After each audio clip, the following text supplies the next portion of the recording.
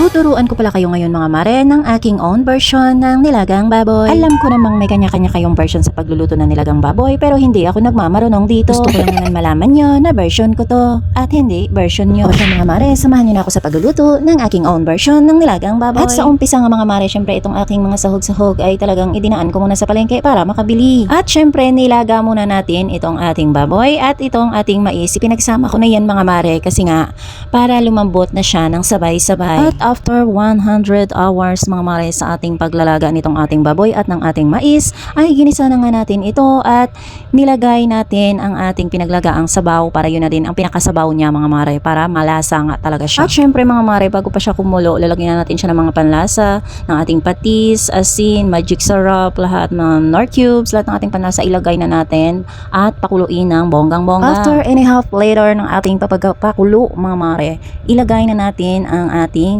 saging, patatas, yun lang muna. At papalambutin natin siya mga mare at papakuluin ng bonggang-bongga. At pagkatapos na ngang ma-half cook itong ating patatas at itong ating saging, isunod naman nating ilagay ang ating Baguio beans at itong ating pechay Baguio. At pakuluin ulit natin siya hanggang sa kumulo ang iyong dugo. Charot. Hanggang sa kumulo at lumambot siya mga mare. Pagkatapos niyan, lumambot na nga siya ay lalasahan na natin kung okay na ang kanyang timpla at pagkulang pa, syempre dagdagan mo mare. At pakuluin mo na naman siya ulit mare hanggang sa maluto at syempre iahon mo na pagkatapos mong lutuin. Yan nga pala ang aming hapunan kagabi mga mare dahil nagka-crave ang kumare nyo sa sabaw. Alam niyo naman mainit ang panahon kaya kailangan nating magsabaw-sabaw. O siya mga mare, maraming salamat na naman sa inyong pag-aksaya ng oras sa aking video.